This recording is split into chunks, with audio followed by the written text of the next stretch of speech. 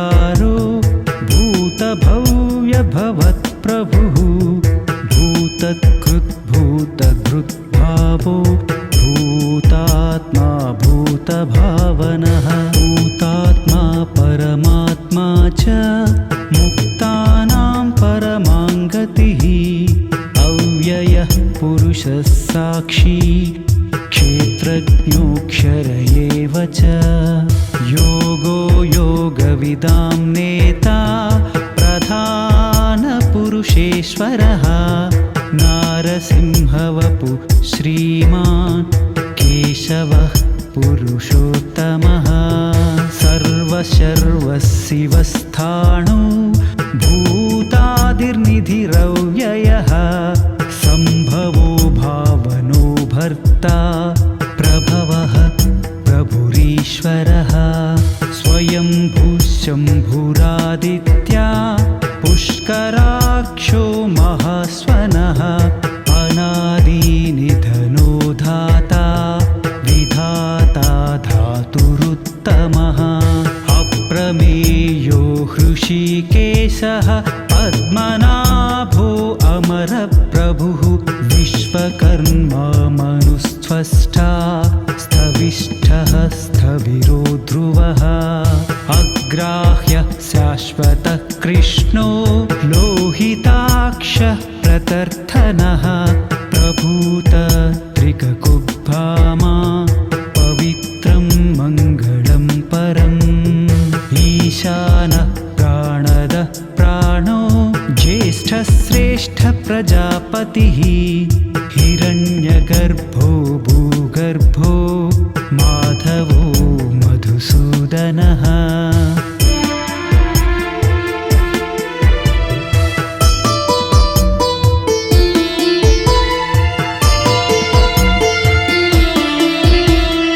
ईश्वरो विक्रमिधन्वी मेधावी विक्रमः क्रमः अनुत्तमो दुरादर्शः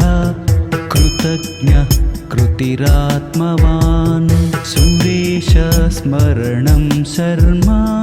विश्वरेतः प्रजाभवः अहस्तमच्चरो व्याळा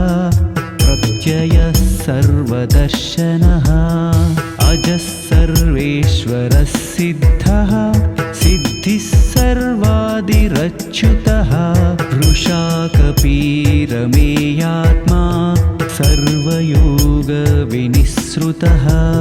वसुर्वसुमनः सत्यः समात्मा संवितसमः अमोघः पुण्डरीकाक्षो वृषकर्मा वृषाकृतिः रुद्रो बहुशिरा बभ्रुः विश्वयोनिशुचिस्रवः अमृतश्शाश्वतस्थाणुः वरारोहो महातपः सर्वगः सर्वविद्वानो विश्वक्षेनो जनार्दनः वेदो वेदविदव्यङ्गो वेदाङ्गो वेदवित्कविः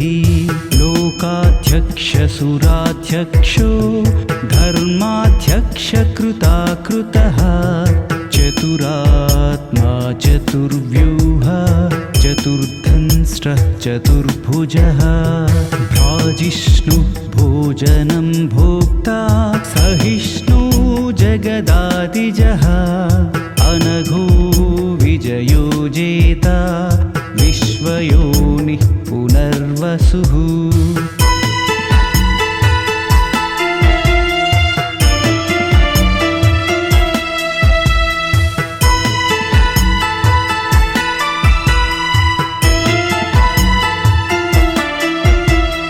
उपेन्द्रो वामनः प्रांशुः अमोघः शुचिरूर्जितः अतीन्द्रसङ्ग्रहः सर्गो धृतात्मा नियमो यमः वेद्यो वैद्यसदा योगी वीरः माधवो मधुः अतीन्द्रियो महामायो महोत्साहो महाबलः महाबुद्धिर्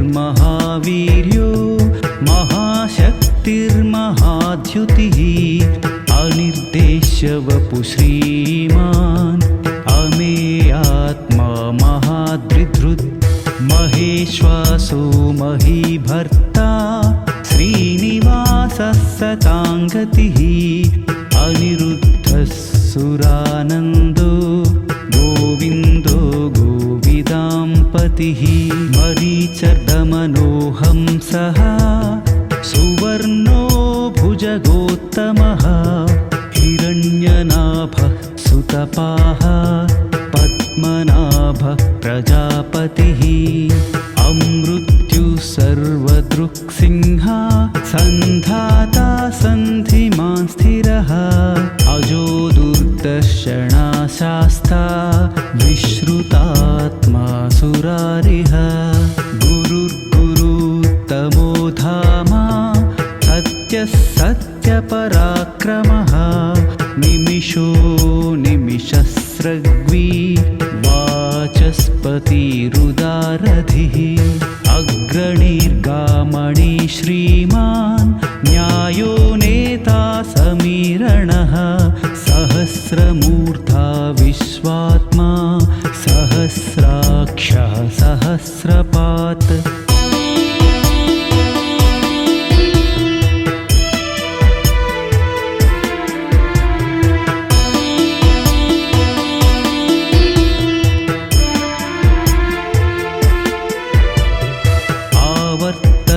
निवृत्तात्मा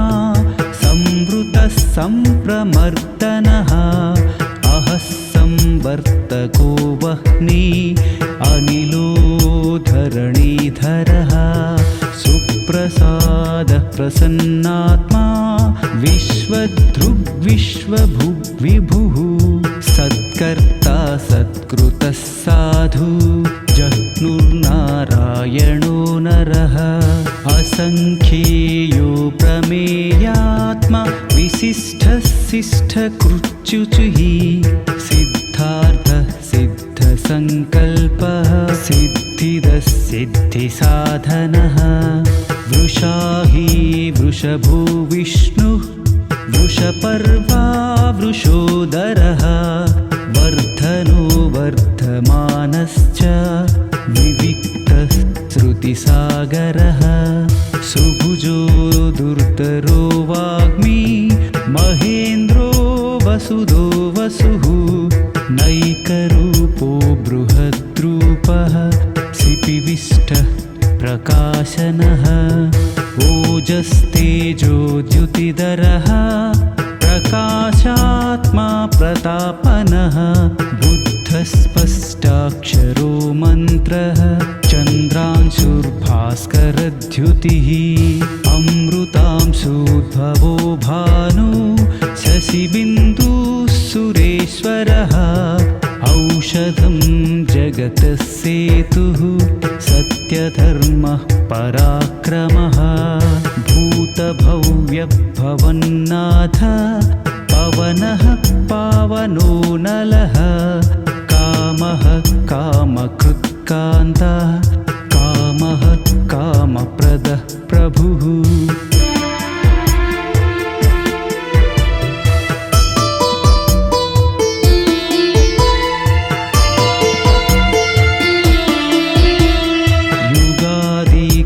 युगावर्तो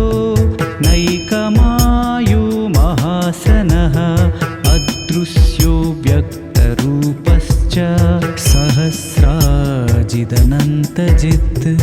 इष्टो विशिष्टशिष्टेष्टः शिखण्डी नहुषो वृषः क्रोधः क्रोधकृत्कर्ता विश्वबाहुर्महीधरः अच्युतः प्रथितः प्राणः प्राणदो वासवानुजः अपारं निधिरधिष्ठान अप्रमत्तः प्रतिष्ठितः स्कन्दः स्कन्दधरो धुर्यो वरदो वायुवाहनः वासुदेवो बृहद्भानुः आदिदेवः पुरन्धरः अशोकस्थारणस्थारः शूरः सौरिर्जनेश्वरः अनुकूल सदावर्तः पद्मी पद्मनिभीक्षणः पद्मनाभोरविन्दाक्षा पद्मगर्भः शरीरभृत् महर्षिबुद्धो वृद्धात्मा महाक्षो गरुडध्वजः अतुलः सरभो भीमः समयज्ञो हवीर्हरिः सर्वलक्षणलक्षण्यो लक्ष्मीवान् समितिञ्जयः विक्षरो रोहितो मार्गो हेतुर्दामोदरः सः महीधरो महाभागो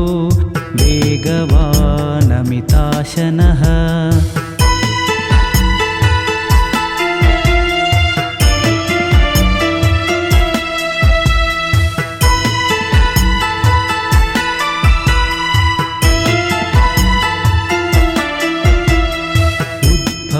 क्षोभणो देवः श्रीगर्भः परमेश्वरः करणं कारणं कर्ता विकर्ता गहनो गुहः व्यवसायो व्यवस्थानः संस्थानः स्थानदो ध्रुवः परर्थी परमस्पष्टः तुष्टः पुष्टशुभेक्षणः रामो विरामो विरतो मार्गो नेयोनयोनयः वीरः शक्तिमतां श्रेष्ठो धर्मो धर्मविदुत्तमः वैकुण्ठः पुरुषः प्राणः प्राणदः प्रणवः पृथुः हिरण्यगर्भः शत्रुघ्नो व्याप्तो वायुरथोक्षजः ऋतुः सुदर्शनः कालः परमेष्ठी परिग्रहः उग्रः संवत्सरो दक्षो विश्रामो विश्वदक्षिणः विस्तारः स्थावरः स्थाणुः प्रमाणं बीजमव्ययम् अर्धोऽनर्धो महाकोशो महाभोगो महाधनः अविर्विण्णः स्थमिष्ठो भू धर्मयूपो महामखः नक्षत्रनेमिर्नक्षत्री क्षमः क्षामः समीहनः यज्ञयुज्यो महेज्यश्च क्रतुः सत्रं सतां गतिः सर्वदर्शी विमुक्तात्मा सर्वज्ञो ज्ञानमुत्तमम्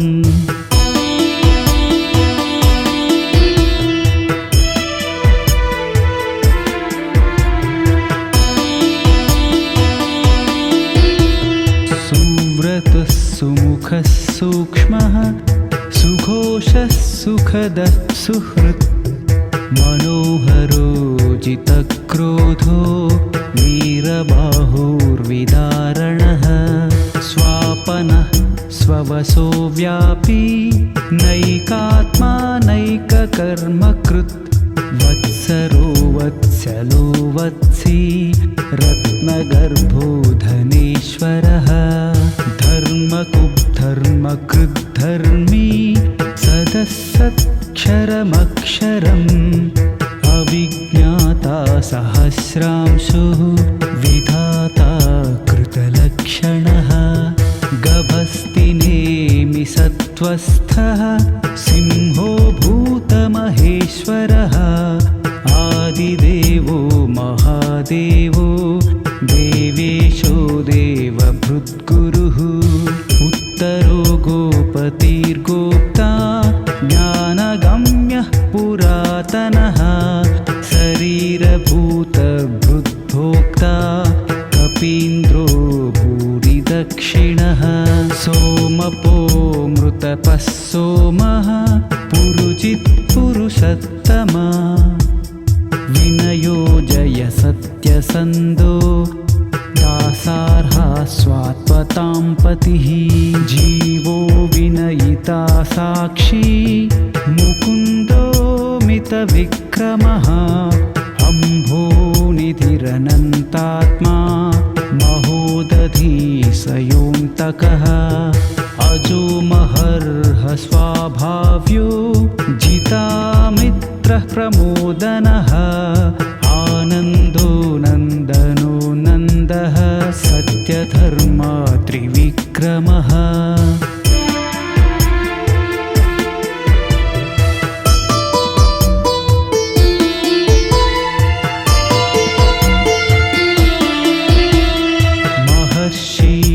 कपिलाचार्य कृतज्ञो मेदिनीपतिः त्रिपदस्त्रिदशाध्यक्ष महाशृङ्गकृतान्तकृत् महावराह गोविन्द सुषेणः कनकाङ्गदी गुह्यो गभीरो गहनो गुप्तश्चक्रगदाधरः वेधास्वाङ्गोजितः कृष्णो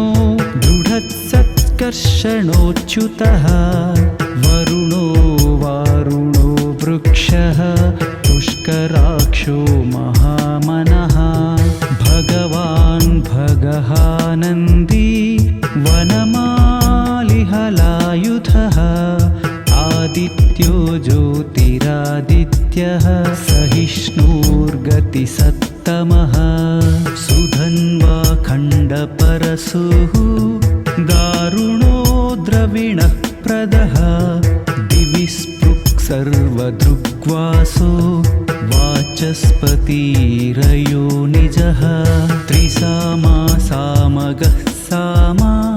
निर्वाणं भेषजं भिषक् संन्यासकृच्छमशान्तो निष्ठा शान्तिः परायणम् शुभाङ्गशान्तिदस्रष्टा कुमुदः कुवलेशया गोहितो गोपतिर्गोप्ता वृषभाक्षो वृषप्रियः अनिवर्ती निवृत्तात्मा संक्षेप्ता क्षेमकृच्छिवः श्रीवत्सवक्षा श्रीवासा श्रीपति श्रीमताम्बरः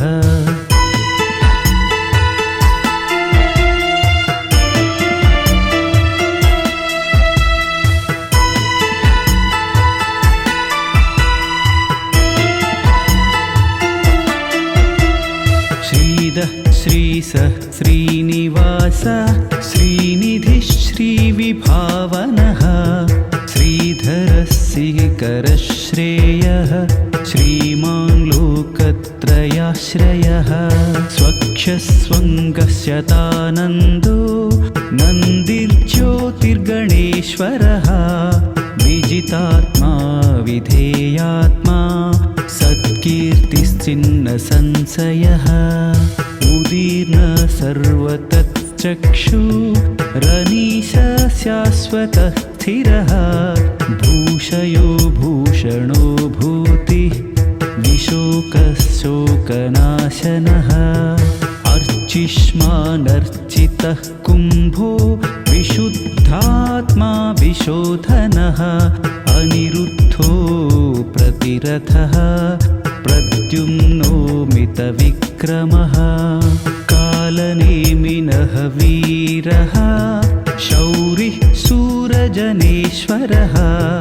त्रिलोकात्मा त्रिलोकेशः केशवः केशिः हरिः कामदेवः कामपालः कामीकान्तः कृतागमः अनिर्देश्य वपुविष्णुः वीरोऽनन्तो धनञ्जयः ब्रह्मण्यो ब्रह्मकृत् ब्रह्मा ब्रह्मा ब्रह्मविवर्धनः ब्रह्मविद् ब्राह्मणो ब्रह्मी ब्रह्मज्ञो ब्राह्मणप्रियः महाक्रमो महाकर्मा महातेजा महोरगः महाक्रतुर्महायज्वा महायज्ञो महाहविः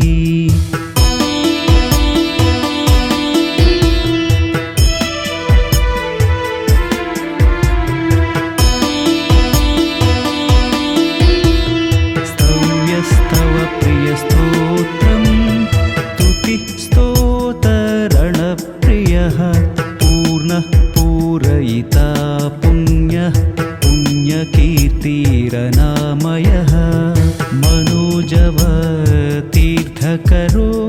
वसुरेत वसुप्रदः वसुप्रदो वासुदेवो वसुर्वसुमना हविः सद्गतिः सत्कृतिः सत्ता सद्भूतिः सत्परायणः शूरसेनो यदुश्रेष्ठः सन्निवासः सुयामुनः भूतावासो वासुदेवः सर्वासु निलयो नलः दर्पः दर्पदो दृप्तो दुर्धरोधा पराजितः विश्वमूर्तिर्महामूर्तिः दीप्तमूर्तिरमूर्तिमान् अनेकमूर्तिरव्यक्तः शतमूर्तिः शताननः एकोनैकस्तवः कः किं यत्पदमनुत्तमं लोकबन्धुर्लोकनाथो माधवो भक्तवत्सलः सुवर्णवर्णो हेमाङ्गो वराङ्गश्चन्दनाङ्गदी वीरः विषमशून्यो घृतासीरचलश्चलः अमानी मानदो मान्यो लोकस्वामी त्रिलोकधृत् सुमेधा मेधजो धन्यः सत्यमेधाधराधरः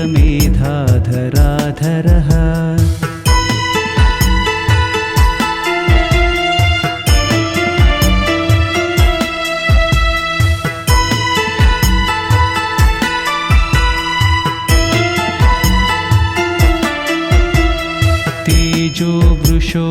द्युतिधरः सर्वशस्त्रभृताम्बरः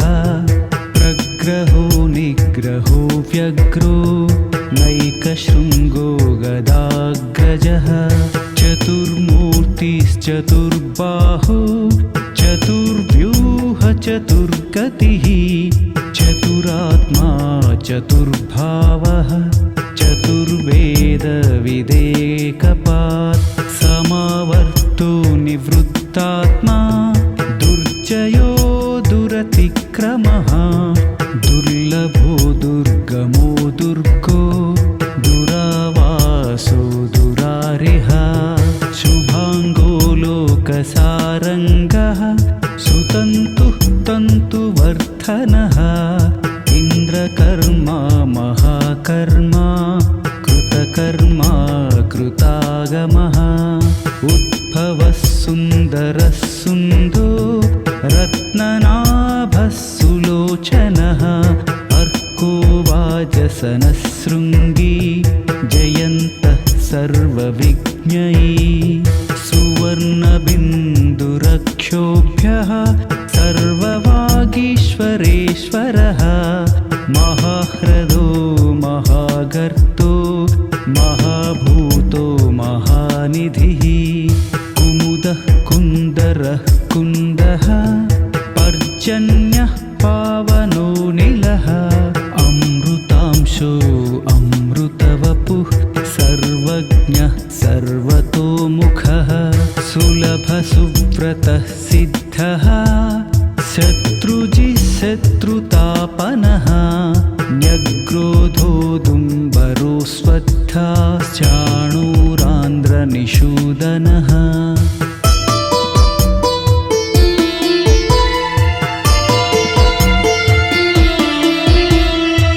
सहस्रार्ची सप्तजिह्वा सप्तैधा सप्तवाहनः अमूर्तिरनघोचिन्त्यो भयकृद्भयनाशनः अणुर्बृहद्रुसः स्थूलो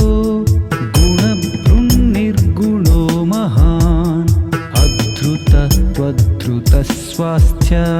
प्राग्वंशो वंशवर्धनः भारभृत्कथितो योगी योगी स सर्वकामदः आश्रमश्रमणक्षामः सुवर्णो वायुवाहनः धनुर्धरो धनुर्वेदो दण्डो दमयिता सर्वसहो नियमो यमः सत्यवान् सात्विक सत्यः सत्यधर्मपरायणः अभिप्रायः प्रियारोहः प्रियकृत्प्रीतिवर्धनः विहाय सगतिर्ज्योति सुरुचिर्हुतभुग्विभुः रविर्विलोचनः सूर्यः सविता रविलोचनः अनन्तो हुतभुग्भोक्ता सुखदो नैकजोऽग्रजः अनिर्विण्णः सदामर्षि लोकाधिष्ठानमद्भुतः सनातनतमः कपिलः कपिरव्ययः स्वस्ति कृत्स्वस्ति स्वस्ति भुक् स्वस्ति दक्षिणः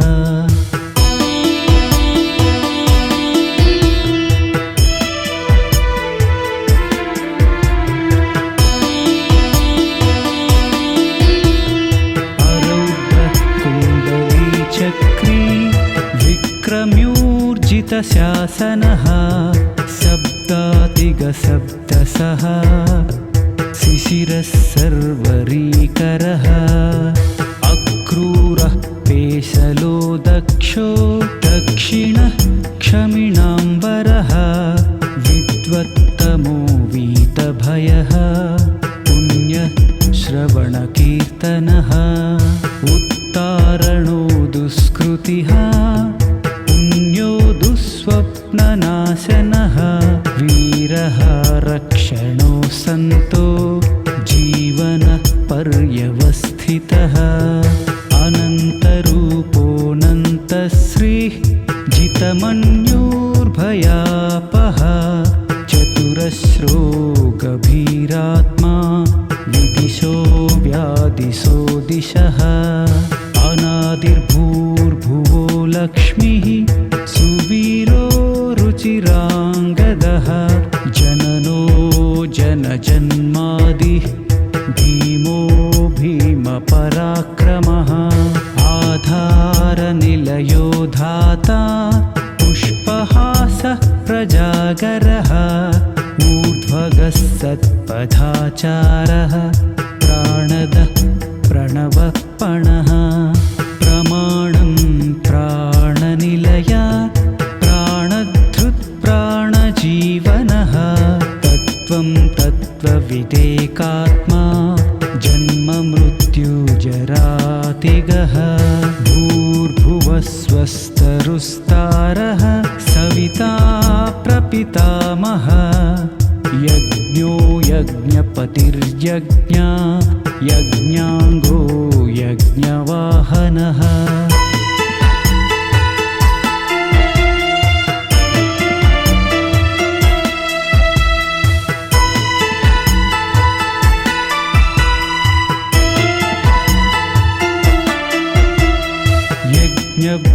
यज्ञकृत्यग्नि यज्ञभुक्यज्ञसाधनः यज्ञान्तकृत्यज्ञगुह्यम् अन्नमन्नादयेव च आत्मयोनिस्त्वयं जातो वैखानस्यामगायनः देवकीनन्दनः स्रष्टा क्षितिसः पापनाशनः शङ्खभृत्नन्दकी चक्री सारङ्गधन्वागदाधरः रथाङ्गपाणिरक्षोभ्यः सर्वप्रहरणायुधः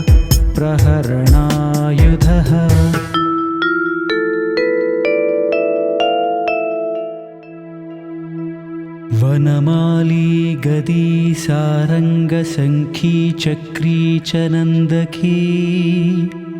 श्रीमन्नारायणो विष्णुः